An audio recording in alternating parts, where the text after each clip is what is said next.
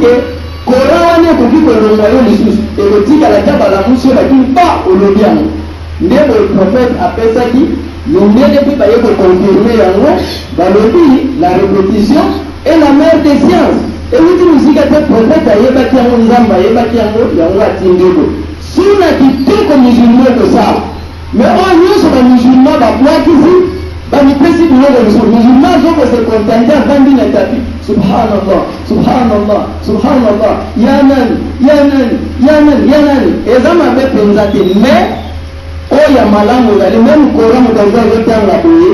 Et ça m'intéresse mingi te ko le ka o mutaza samila azotanga ngona kati ya musam. Ndio kiyo malamu. Alors on misala malamu sengeli musulman asala. Nous sommes tous les bas. On peut la mettre de la synthèse et que je place le mot Inch'Allah. Batu baye pas le prophète Mohammed sallallahu alayhi wa sallam. Batu ya pas si vous faut la biso. Baye que se plaindre le prophète. Même dans un défaut de l'audio. Batu ya mbongo. Bazo gagner biso. Que le moment où nous sommes putain nous c'est dans le monde bazo. Pourquoi parce que ils sont nuls comment nous souhaite. Bango basambe la textuellement ne nous biso to sambe. Bakanga katare ndenge biso to kanga katare. Mais et le corps bazo gagner les biso et la ligne. Yatasaddaquna bi amwalihim. Le corps bazana ba moyen. On les a dit au-dessus ya ba besoin na bango. Bazana possibilité ya bozo partir likolo wana bazo pesa na swada. Mais biso ile ko kosala na swada kawana ezate. Donc ba musulman kala susi na bango zala kite azwa mbongo kwa renye. Susi na bango bazo sala mutu zuwa te kwa zana mbongo. Mais zuwa na bango ezali parce que mutu wana zo sala malamu ngana zani moyo ko sala malamu wana. Et jalousie wana zame autorisé l'islam parmi les deux jalousie prophète Allah. Zo susi mutu wana sala kwa swada kamini. Ngebe na zana possible sala swada kwa mbongo. Azam kitu na mbongo na sala kwa mutu tu. Telo kwa kwa ngani ya sala. Jalousie à tout. Mais pardon, la jalousie, on a poussé tout ça pour nous, mais qu'on a tout le tabac. Mais nature, il y a un besoin privilégié, tout ça, la même toujours l'immédiat. Alors, bah, il n'y a pas prophète. C'est pour tel la prophète, puis je dis, donc ça, la même ligne. Prophète Mohammed sallallahu alayhi wa sallam. Allah adullukum, Allah ma tatasaddaquna bi. Vous êtes d'accord que Nala qui s'appelle et loko bino pour que banda kosale la soit d'accord. On musulman sous une colonie soit pas qui s'appelle ni bon musulman. Comment parler à Rasulullah? Parce que c'est tellement. Pourquoi pas? Tout cet accord là qui s'appelle. Prophète a dit que tant la bonne. Aïe d'ici bango. Bon bah que tant au lieu sur le cajou le subhanallah. Subhanallah. Ajo ça la swada. Ce qu'on s'appelle subhanallah, tant que si les agagaga le samba, prophète restaura qui est na suite ya makamboyo, après le samba tangango 33 fois. Le bote la gata tango samba la kao. Assalamu alaykum wa rahmatullah. Assalamu alaykum. L'aime ce salam ni balé ici de la gata. Musu sa connu déjà la porte. Aza pressé comme pour aller de l'éca. Naam. Tangu nyuso mtazama ba alhamdulillah azosa la swada. Tangu nyuso mtazama ba Allahu akbar nzamba zo kontele kola azosa la swada. Seka azosa la bola. Tangu nyuso mtazama ba la ilaha illa Allah azosa la swada. Prophète a continué mais toujours nous partir. Comme nous devons vendre simaro samba sala makambuana. Oyo ya moyen souvent balaka na tawa na te. Moi faut que me contrôler misala, faut que me sala ba compte, faut donc tant comment il passe. Ya mwana comment ko récupérer la swada. Yoro kola oyo ko pesa la boyezate. Senga nzambe calmement, calmement bongo bi. Kola na mtu ana zote mbao to makamboza na moto. Le prophète a continué kolo. Alors dit tango nyoso mtu ko pesa muningane assalamu alaykum. Yopo zunguzi wa alaykum assalam. Tangu nyuso batumi bale ba pesa ni salam. Bango bale bazalo kola batu basali swada. Or ce que tali généralement, banani babudaga salam ni. Banani bazalaka prêter de bien batu ndebe. Souvent ça batu moyen. yozo ya bonne la me pasura zote ashikoto azumono kutuka tena tekoto obeze salamu alaykum aleki lazima ni yozo mbone to obeze na salamu bino bo récupérer la côté za passe pana bango bo récupérer bezo zila côté kuna alors zone kananzela okuti soit mulange pasuka soit ndete mo be katana na songe to sende oyedi oso di mutaniatia ngo e bozo kisepe ko pesa e passe oziemo ko wana longoli oziemo na mpanji kule pa ifume zali po batubale kakalmema est-ce que riche d'ailleurs atambola kasuka na mutuka azana tawana pa moni mulanguna kita aya longola mulangi yake ndetia kuna eza difficile ba parti wana biso to récupérer ilokola yabo kokote biso to sala to zila kabola mukoto to kotanele ba mukoto prophète alobi tango moto azwi aluki na moto kinaye asali musala na ye ya eloko ya sombi na moto kinaye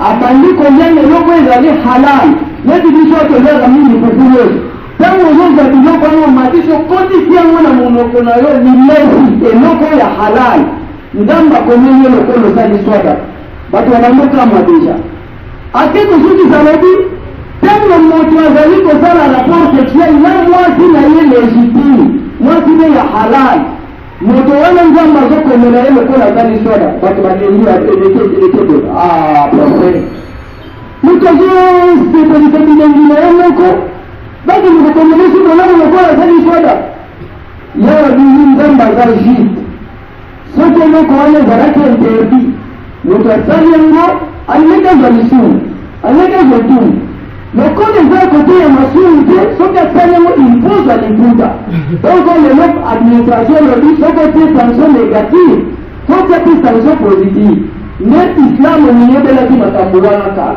peut-être alute soki nzambe apekisaka ngo moto asali alimekazwa lisumu moto alimekazwa lisumu alors lokola apekisi te soki moto asali propre kola donc alakisi ke makambo bato bakoki kozila malamu ezali ebele koleka mais particulièrement lelo nalingaki na introduire eloko moko nazomona ezopia bato pasi ntango bato bakomaka na moske neti bazangaka makambo ya kosala me oyo sikoyo toza lisusu na sanza ya malamu toprofite ata koinforme ngo bamusulman ezali na garanti oyo prophète Muhammad sallallahu alayhi wa sallam apesi moto yakomaka na juma na moske na première heure soki tolandi décalage oyo première heure eza 7 heures moto akomi na tonga miyeli na ye juma alonga afana ndako na ye nzambe azokanisa ye lokola mutu wana azali sodaka ya shamo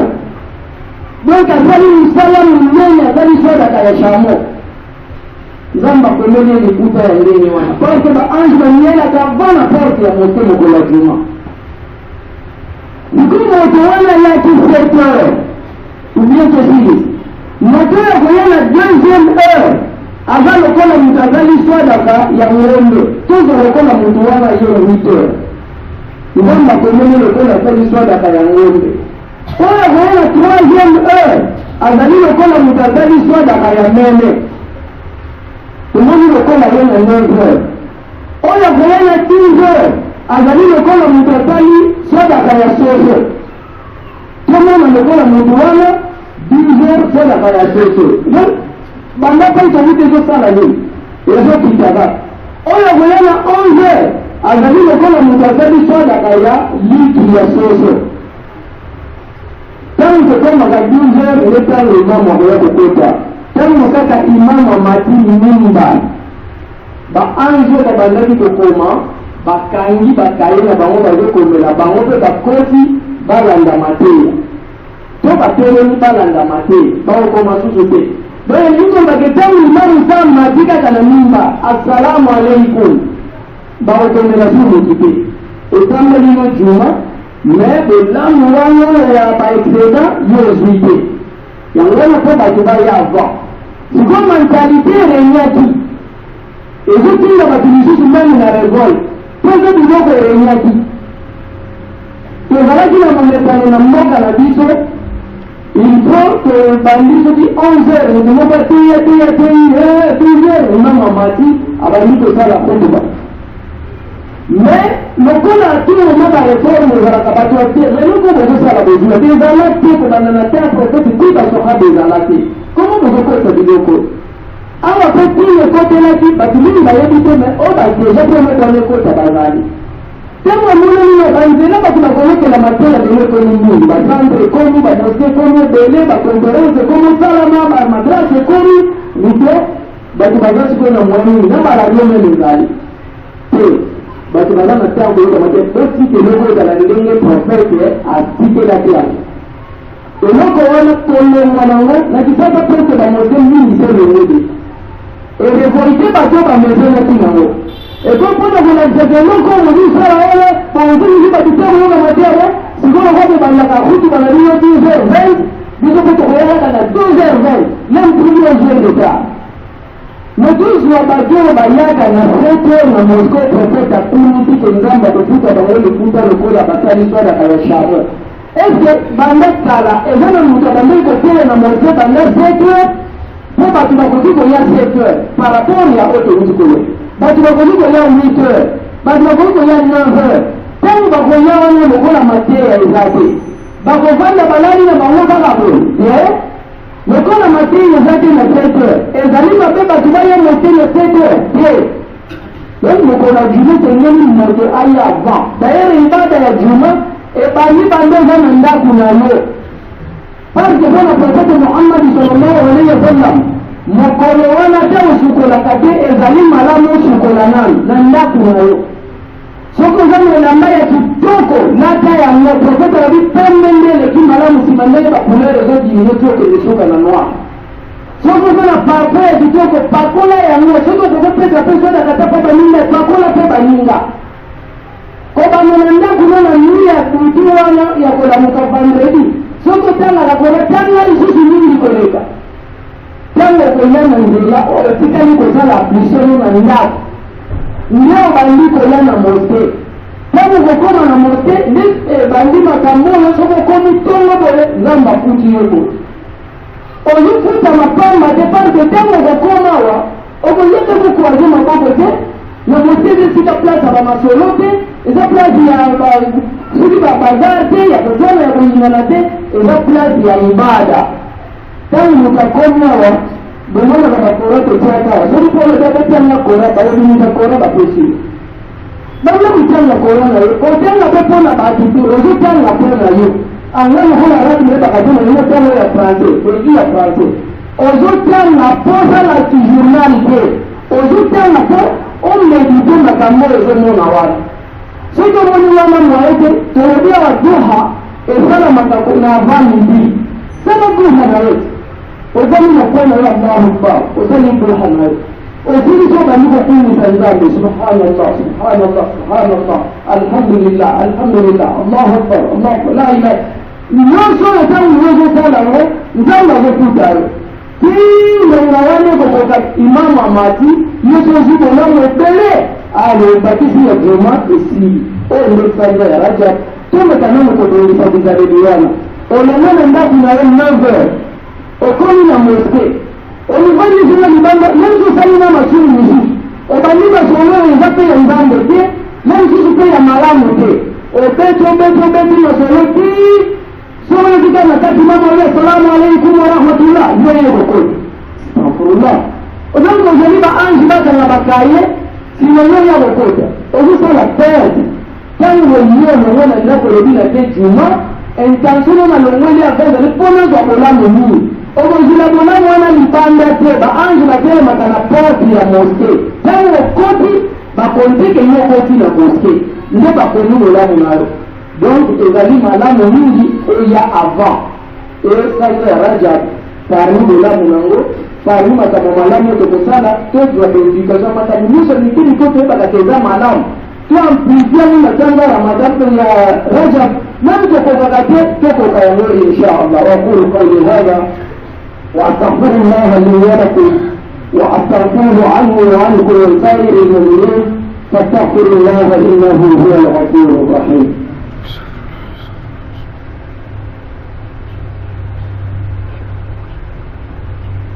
الحمد لله رب العالمين والصلاة والسلام على رسوله محمد.